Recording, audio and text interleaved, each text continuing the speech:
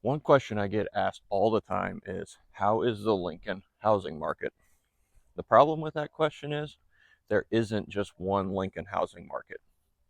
Every month, I'm tracking the overall Lincoln market. I compare Lincoln against Omaha, and then I watch 4 specific zip codes individually across the Lincoln metro. This isn't because I like spreadsheets. Actually, I do. But because if someone asks me whether it's a good time to buy or sell or build, the answer always depends on where they're standing. Same city, different inventory, different buyers, different price, different pace, different opportunities. One citywide statistic can hide at least 4 or more completely different markets. This month, I pulled the numbers again. We're halfway through 2026.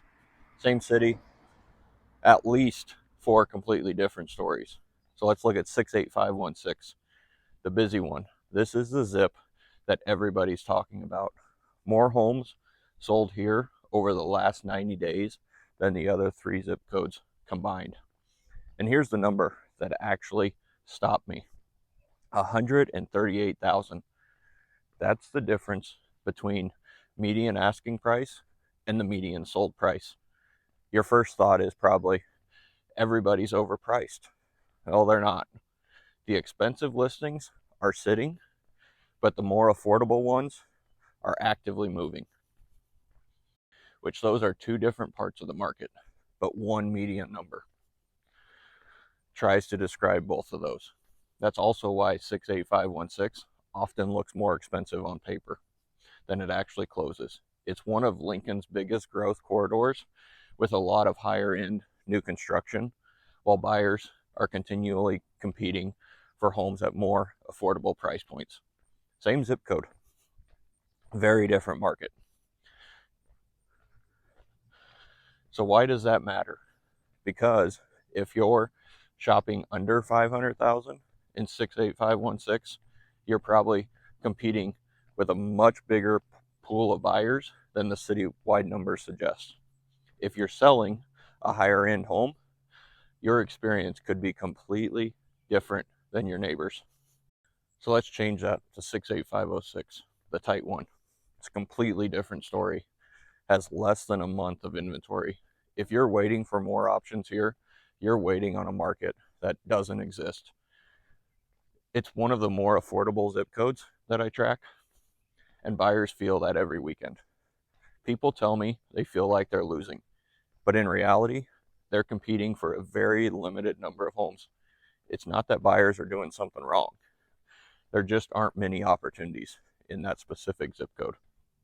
That's a very different conversation than what we're seeing across town.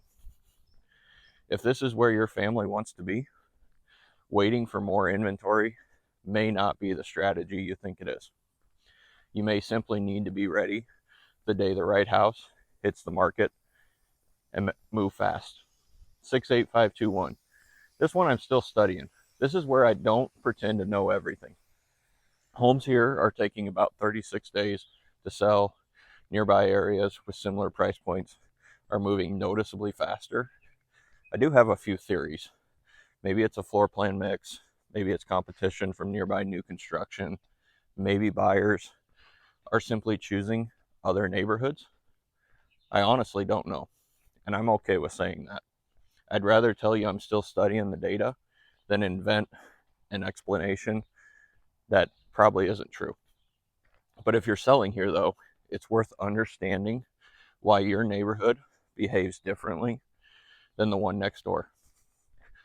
And sometimes the best advice I can give is, let's slow down and understand what's actually happening before we make a decision. 68526. This is the top of the market that I track. This is where people often are misreading the numbers. Once a home goes pending, it takes longer to close than the other zip codes I track. That doesn't automatically mean demand is weak. Higher priced homes usually involve larger loans, more complex financing, inspections, contingencies, and appraisal. The buyer's there. The process simply takes longer. So if you're selling in this market, price for patience. If you're buying, don't automatically assume a home that's been on the market a little longer has something wrong with it. Sometimes that's just simply the pace of this part of the market. That's why broad headlines don't tell the whole story. You'll hear someone say, inventory's up. Okay, up where? Luxury homes, new construction, older neighborhoods, affordable homes. Those are completely different conversations. So when someone asks me how the Lincoln market's doing, my answer is always the same. Which part of Lincoln? Because the advice I'd give someone buying in 68506 is not the same advice I give someone buying in 68526. Same city, different market, every single month. That's why I spend time tracking these numbers. This isn't to sound smart. It's not to impress anyone with statistics, but because every family eventually asks the same question: what should we do? I can't answer that with one headline. I need to know where you're buying, where you're selling, what price range you're in, what your goals are. The market has never been one story. It's dozens of smaller stories happening at the same time. My job is to help you understand the one you're actually living in, and I think that's a lot more valuable than memorizing one citywide statistic. Make of that what you will. If there's anything I can do to help, contact me today.